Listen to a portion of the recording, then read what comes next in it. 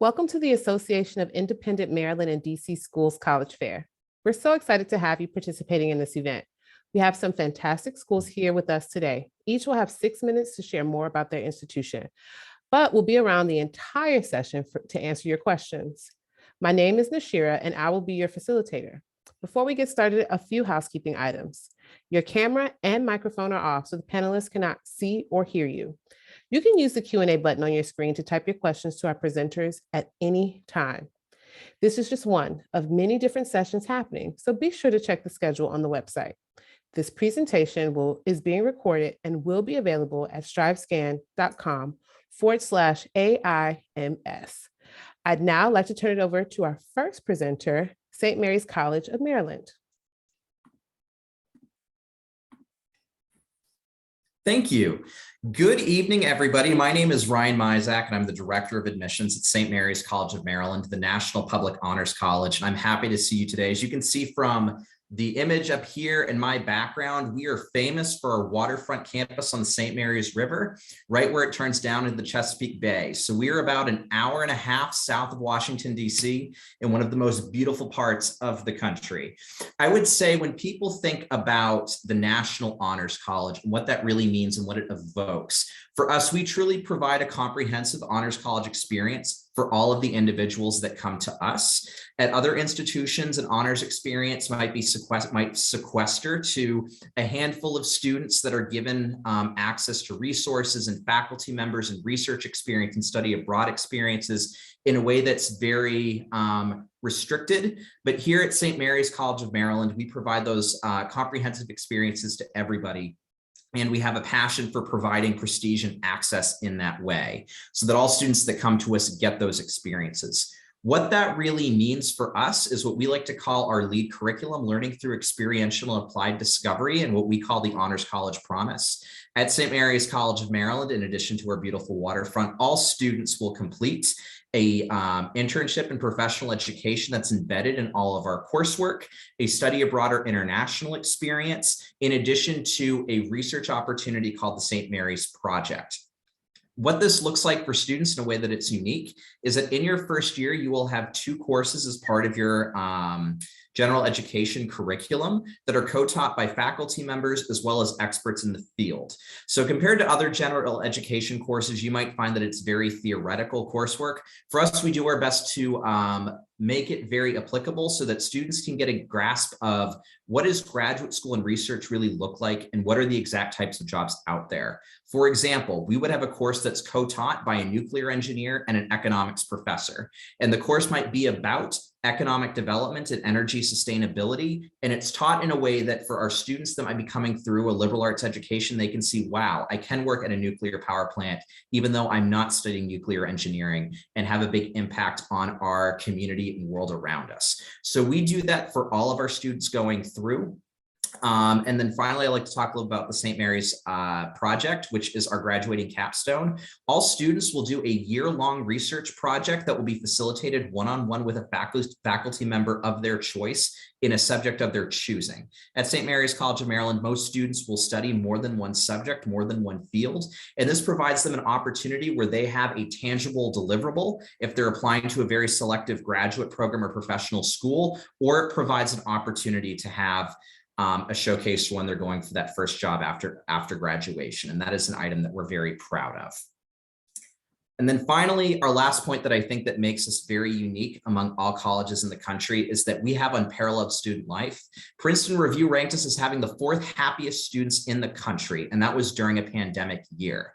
I think for me, that says a lot about students that at a time when mental health concerns, and of course for all of the students here, the pandemic has been a struggle for everybody. But here at St. Mary's, our students thrive. And I think a lot of it is that we have a campus approach to whole wellness, so that even though students are completing all students are completing an honors experience, they're completing that professional education, they're doing research, we find a good way to balance that students can be successful as a whole person. I think for us, our environment helps. As I said, I think students love watching the water. We are a beautiful residential campus community, and yet we still have access to all of the amenities of a smaller city. And they find that it provides wonderful balance for students while they are here.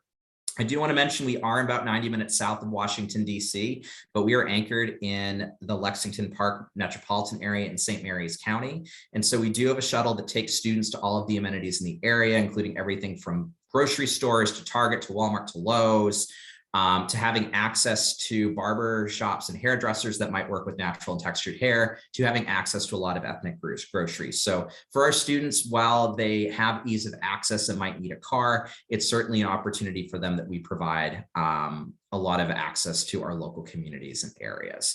And so we do find that for St. Mary's College of Maryland, I think for us, it ends up being unprecedented value. We are proud that we have a 93% outcomes rate where students will leave and go on to a graduate school, professional school with sponsored research, or they've gone on to the professional school of their choice.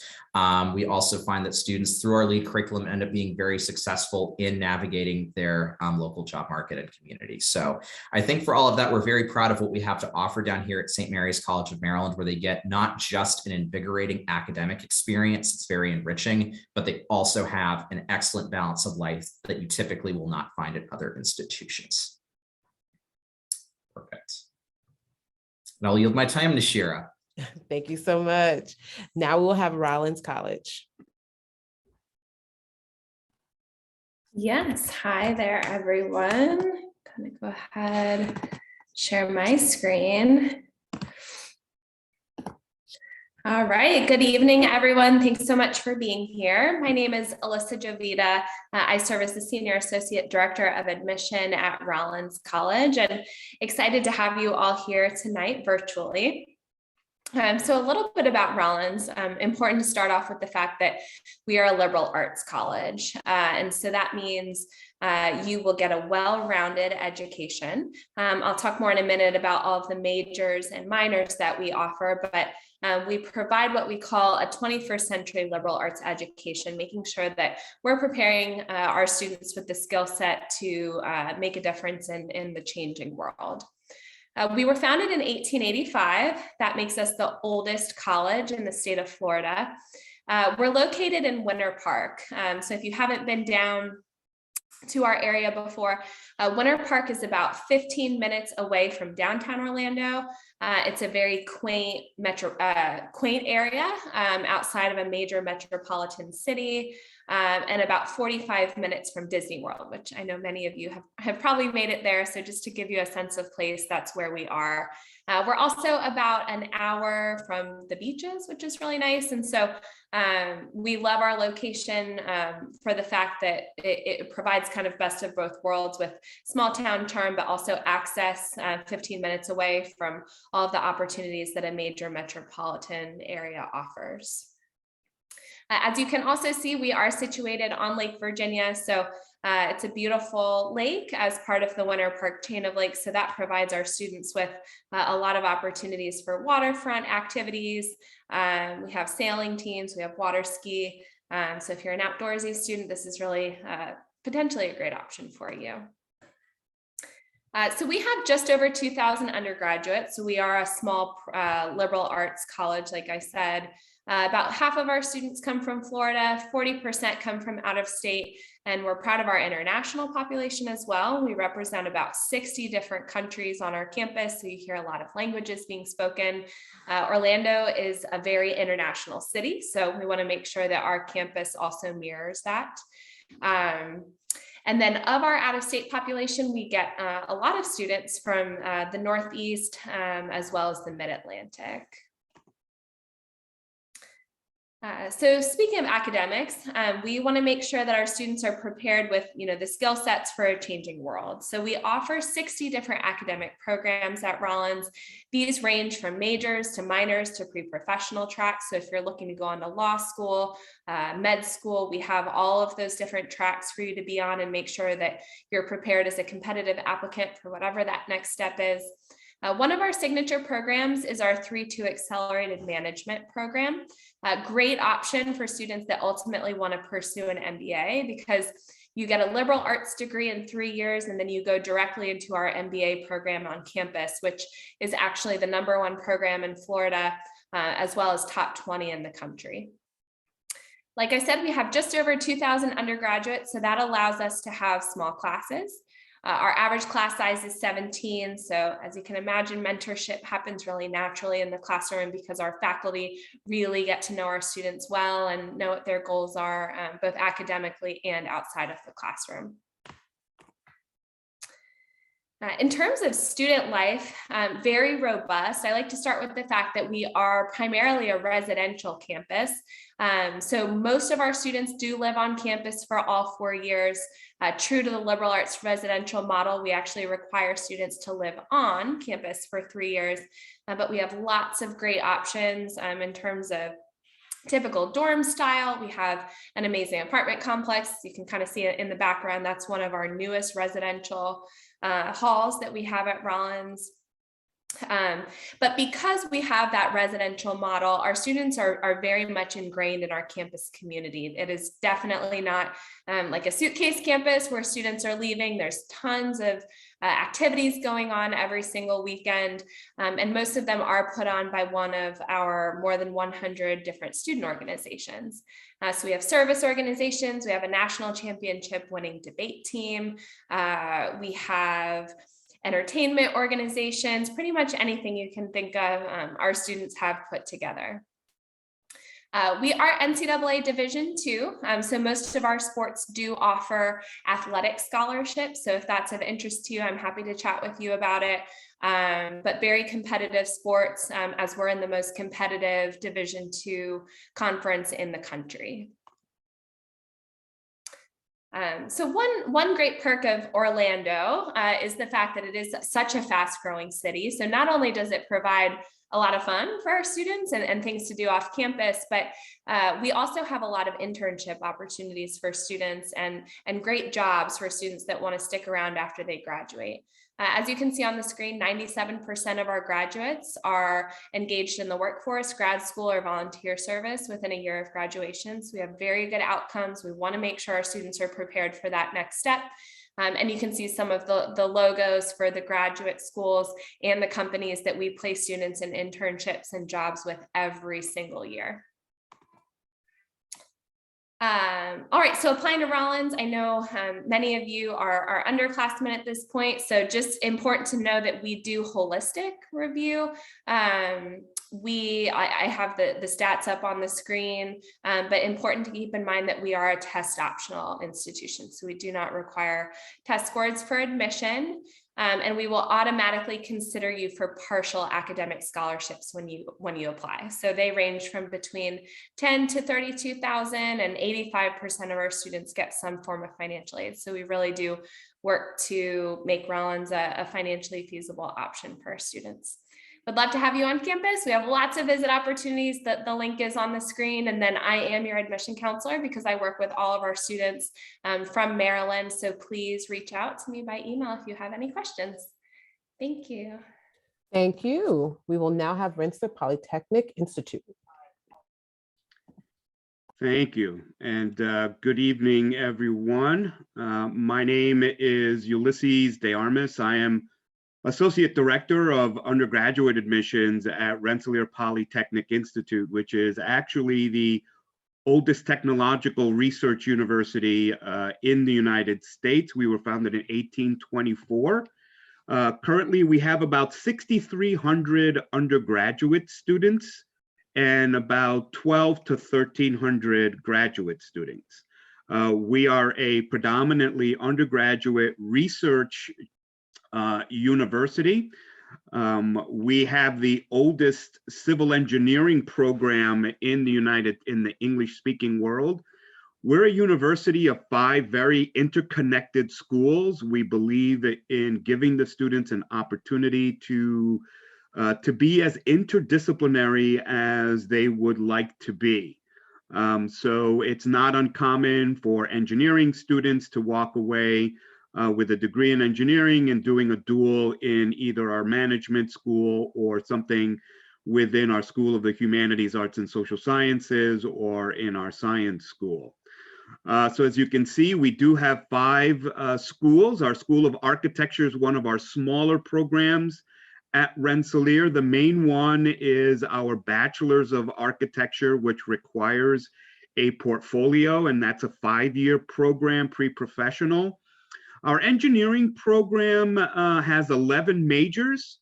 The largest major for engineering would be our mechanical engineering program, but civil is the oldest of the 11 that we have. So when students apply for engineering at Rensselaer, they can apply as one of the 11 majors or as an undeclared engineer.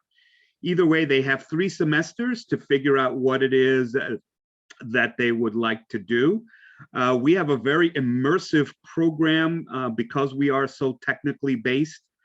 So students have access to the labs, to the maker spaces right in that first semester of their freshman year. We want the students working with their hands and getting into those labs and doing the things that they really want to do. Our School of the Humanities, Arts, and Social Sciences, that is a big part of who we are, even though we are a tech school. Everything at Rensselaer has a technical component that runs through it, and that includes our humanities. So we do have our economics and philosophy and psychological science majors, but we also have some great interdisciplinary programs like our GSAS program, which is our game development program, and then our cognitive science major, which is a combination of philosophy, psychology, and computer science. We have 2 undergraduate programs in our Lally School of Management with business analytics is the newest major. That's for students with really strong backgrounds in math and science who are looking to get into the world of data science as it relates to the business world. And then our School of Science is home to our largest major on campus, which is computer science. Computer science, you don't have to have a background in computer science in order to major in it. You can place out of Comp Sci 1 if you do have a background in computer science. Comp Sci 1 is taught in Python, and then Comp Sci 2 is our data structures program. In terms of life on campus, we do require that students live on campus for the first 5 semesters. So that's their first 2 years and then their first semester of junior year.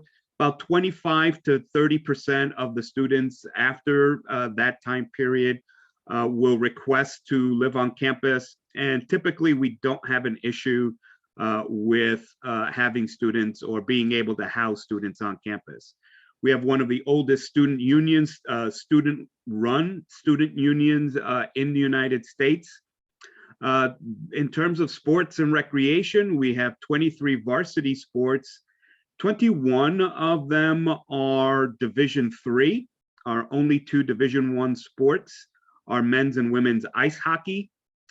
We do have the performing arts, our RPI players, as well as an orchestra, ensembles, vocal groups, dance groups. We have over 200 clubs and organizations for our students to get involved in. We also have civil engagement if you want to get involved in service clubs. Greek life, we have less than 30% of our student body is involved in Greek life, but we do have over 20 fraternities and about 4 to 5 sororities. Professional leadership development is also a key component to who we are at Rensselaer through our Career Center. We have a host of different diversity, multicultural student clubs, women at Rensselaer in terms of women who are interested in the STEM fields. We have a number of different mentorship programs where we invite RPI female alums to come back to campus and act as mentors towards the current student body. And then we also have counseling services for students. All freshmen, especially those who are taking Calculus 1, Physics 1, Chemistry 1, will be involved in a mentorship group where you will be in a group of about 8 to 10 other first-year students. And you will have an upperclassman who's already taken the course act as your mentor. And you will meet once or twice a week to go over homework problems, be able to ask questions, get tips on how to study for exams. Rensselaer is located in Troy, New York, which is centrally located. We are 3 hours north of New York City, 3 hours west of Boston, and 3.5 hours south of Montreal.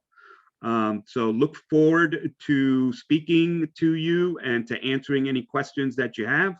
I'll cede the rest of my time to whoever's next. Thank you so much, Rensselaer. Marymount University. Good evening, everyone, and thank you for joining us this evening. I'm going to get my presentation ready. My name is Aubrey Weaver, and I serve as the Associate Director of Admissions at Marymount University. We are located in Arlington, Virginia, so right outside of the DC metropolitan area. We're about 6 miles from DC, and we'll talk a little bit more about our location here in a few slides. So Marymount University is a comprehensive Catholic institution, again, located in Arlington, Virginia. You do not have to be Catholic to attend Marymount. We are very inclusive on our campus of all religions and backgrounds. But one of the things that is important to us is that we are still guided by some of those Catholic principles, which include intellectual curiosity, service to others, and a global perspective. So you will see the way that intellectual curiosity, service to others, and global perspective come to fruition for our students through the various ways that they are involved on our campus. A couple of the points of pride at Marymount, all of our students actually are required to complete an internship or clinical experience before graduating.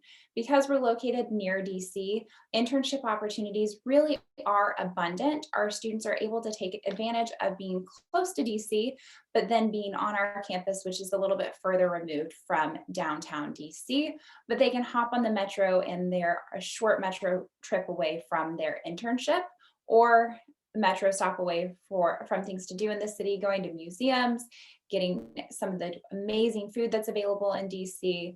That internship and clinical experience is really important to our students because it helps set that foundation for them and helps give them job exposure before they graduate. And a lot of time those internships do lead to job opportunities as well. Our student to faculty ratio is 15:1, and that's a true student to faculty ratio. Most of our classes are around 15 to 25 students. So our students are really getting to know their faculty members. They're developing those relationships so that way they not only are learning from their faculty members, but they're conducting research alongside of them, and they're really building those relationships to help them in the future for job opportunities and for those internships as well. So our faculty are really invested in the success of our student population. Diversity is one of our strengths at Marymount. You will notice that we have 49 states represented in 75 countries. So it would not be unheard of or uncommon for you to room with a student from another state or another country, and definitely to have students from different backgrounds and different beliefs in your classes, which is where a lot of that learning happens in the classroom, but then also outside of the classroom through campus organizations and some of those leadership opportunities as well.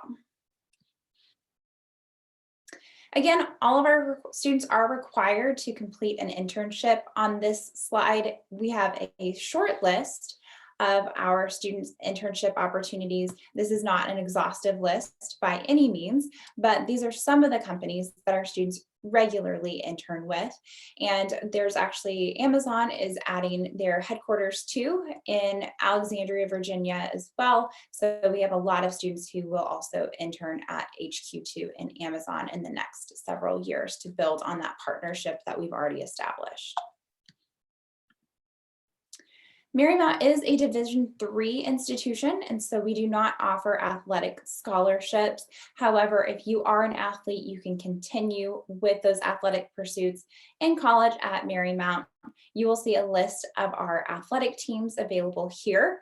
And recently announced just a few weeks ago, we are actually adding men's and women's wrestling as well. So men's wrestling will begin this fall, in fall of 2022, and women's wrestling will begin fall of 2023. So if you're an athlete who would like to continue your athletic pursuits, you are able to do that at Marymount. If you're an athlete and you don't want to continue to play your sport in college on a Division III team, you can still be involved in intramural activities as well. A little bit about our application process at Marymount. We have rolling admission, which means we're making those admissions decisions throughout the year. Typically, we release admissions decisions between 3 and 4 weeks after you submit your application. We have our own admissions application on our website, but we also are members of the Common Application, so you can apply online using either one of those applications. We require a high school transcript, and you can also submit a letter of recommendation or a personal statement or essay. We really recommend submitting those optional pieces because that helps us get to know you more, and that allows us to complete a holistic review. So we're not only considering your transcripts, but we're considering those extra factors and those things that we couldn't learn about you from your transcript. We do not consider ACT or SAT scores at Marymount, so you do not need to submit those to be eligible for admission or for scholarships. So we will award your scholarships based on your high school transcript information and the other components of your application that you submit. And we also do not require an application fee. So you do not need to worry about a fee or fee waiver. And then finally, financial aid. At Marymount, we encourage all students to submit their FAFSA. We do offer a range of merit scholarships that are awarded at the time of admission, and those scholarships range from $20,000 to $25,000, and those are awarded at the time of admission. I see my time is almost up, but I wanted to also include our email address here. If you have any questions, feel free to reach out to us. And of course, we would love to see you on campus in Arlington for a visit as well. So I will stop sharing my screen and turn it over to our next presenter. Thank you so much. We will now have Susquehanna University. Hi, everyone. Thank you so much for joining tonight. My name is Heather Pearson, and I'm an admissions counselor at Susquehanna University. So we're about 3 hours from the DC, Maryland area, just to kind of give you an idea. But we are a smaller institution of only about 2,300 students. I think with a small campus community that really allows students to receive individualized attention by professors, but it also enables them to have a lot of hands-on learning opportunities as well. So as I said, we do have about 2,300 students or so. Maryland is actually one of our top 3 recruiting areas. So I'm very excited that you guys are all learning more about all the great things that Susquehanna has to offer. But we do have a wide variety of different majors here at Susquehanna. So some of our top majors include biology, creative writing, communications, and business. So a lot of different classes that students can take. Because we are a liberal arts institution, students would be taking a variety of different classes outside their academic area of focus.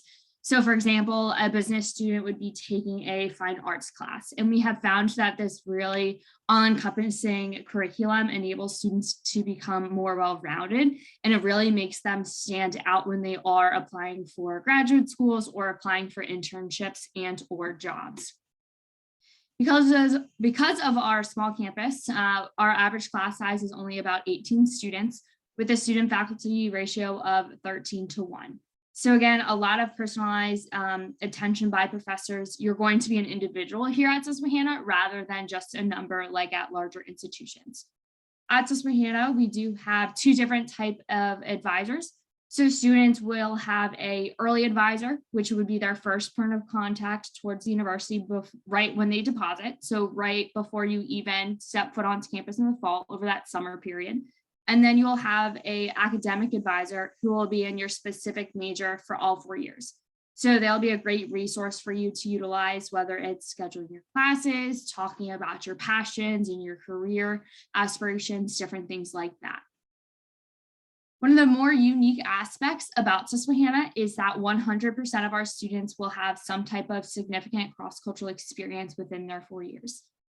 This is built into our curriculum so that students are, again, becoming more well-rounded, and they experience and have different cultural experiences outside of their hometowns, but also away from Susquehanna's campus. So we have different programs for students to go to both domestically and abroad. So we do have Go Short trips, which over the winter or the summer breaks, they are all faculty or staff led, and they either have a service or an academic component to them. So for example, some of our students just returned over winter break from the Galapagos, from Chile to London. And then with our Go Long experiences, those are going to be semesters away from campus. So you'll be taking a full load of classes at one of our partner institutions, and you're going to be able to experience a different culture for a full entire semester.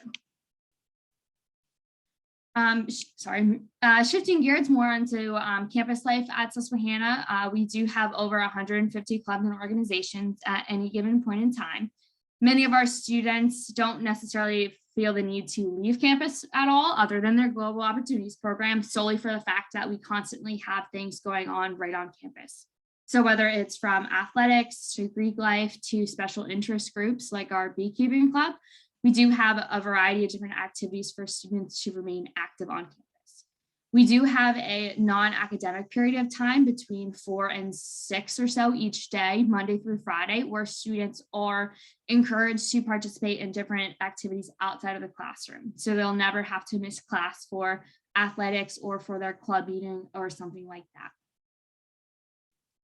At Susquehanna, we have a couple of different offices on campus to support our students inside and outside the classroom. So 96% of Susquehanna students are either fully employed or pursuing advanced degrees within only 6 months of graduation. So I think that is a true testament of how successful our students are, but also that we do have individualized support on campus to help students get to wherever they want to go.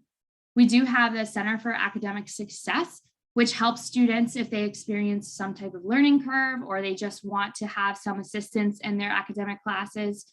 We also do have the Center the Career Development Center, which specializes in helping students receive those different graduate school offers or internships or even full-time jobs.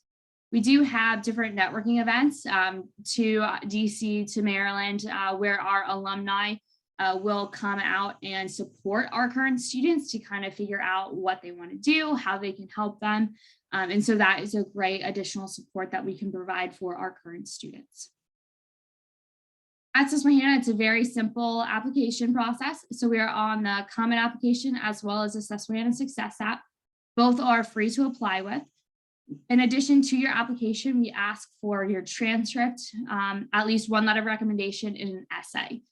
Susquehanna is test optional, and we have been since the 90s, so we do have a wealth of experience in reading applications without those. Once students are accepted, they are automatically considered for merit scholarship. So our top merit scholarship this year is up to $40,000. So quite a bit of scholarship money that students can receive based off their academic performance in high school. We do have some dates coming up for students to visit us. We are open throughout the week and Saturdays for students to come and check out Susquehanna. But then we also have a larger event on April 15th that some upperclassmen might be interested in as well. Thank you so much for your time tonight. Thank you very much. We will now have Elon University. Hello, everybody. My name is Georgie Roll. I'm an admissions counselor at Elon University. We are located in central North Carolina. We have about 6,300 undergraduate students. About 76% of those students are from out of state and about 49 different countries. So not only is our student body geographically diverse, we are diverse in all meanings of that word, whether that be race, gender, sexuality, and religion.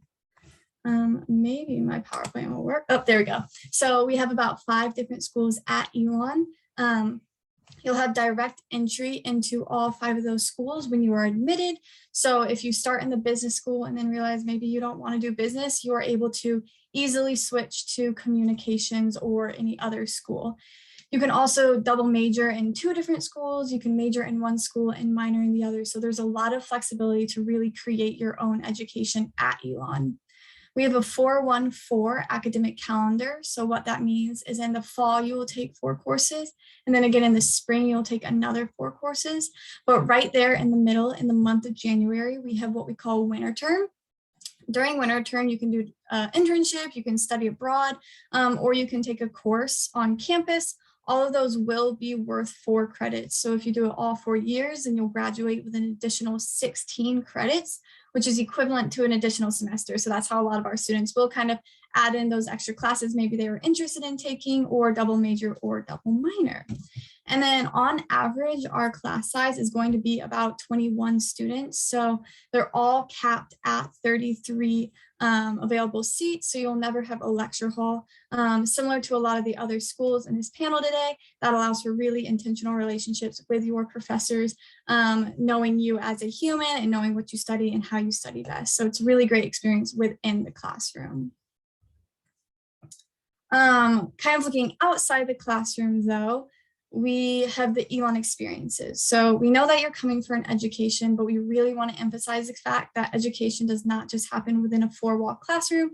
It happens with getting hands-on experiences. So we have these 5 experiences. You're required to complete 2 before you graduate, but a lot of times with how our academic and social life is set up at Elon, students are completing 3 or 4. A little bit about each of those. Leadership is one of them because we want to give you credit where credit is due if you are able to work to a leadership position. For research, we are about 6,100 undergraduate students and about 200 graduate students. So you really aren't competing with grad students for grants. So there's a lot of opportunity for our undergraduate body there to work with professors and do research in any field of your curiosity. For service learning, about 80% of our students will complete service of some sort during their 4 years. And we have a lot of opportunities with that to kind of get involved with the community and off of campus. For internships, about 87% of our student body will do internships. And if you're a comm major or a business major, that will be required because we really want you to get encouraged to put a foot in the door as soon as possible. But if you are any major, you are still welcome to do internships and encourage. And we have a student professional development center that will help you find those and help you with your resume, interviews, cover letters, everything. And then finally, we have our global study abroad, which is huge at Elon. We try to make it accessible for every student to study abroad at least one time. And you can do that during a semester, during a summer, or during that January term. So a little bit about campus. We have 3 different dining halls. All of them are amazing. It's dangerous. I graduated there from Elon, so I can speak from own experience. The food is so good.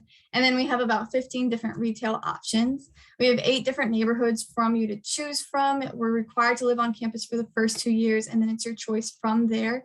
And then we have about 24 different learning living communities, which is communities where you can live with students who have either similar interests or shared passions.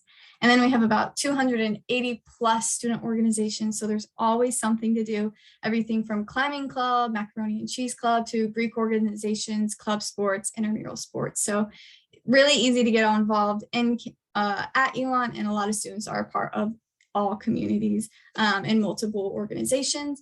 And then we are a D1 school, and with your student ID cards, you will be able to get into all of our home games for free, which is great. And then for our application process, we take the common application or the Elon application. Whatever is easiest for you is easiest for us. We know that you're probably applying to more than one school, so we want to make everything accessible. And then our early decision and our early action are going to both be on November 1st. So early decision is that binding opportunity, and then early action is if you still want a little room to make decisions. And then regular deadline will be January 10th. We require a transcript, a score report, and an essay, but test scores are optional, and we truly mean it. And then just for your own information, our weighted GPA mid-range is 3.5 to 4.5. And then we do have a lot of scholarship opportunities, and those will be due January 17th. That's everything that I have. I wanted to thank all the other panelists for coming and everybody else for showing up. All right, Elon, taking my job, but it's okay.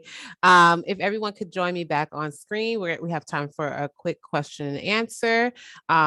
You all can continue to put questions in the Q&A as well, and people will be able to answer them.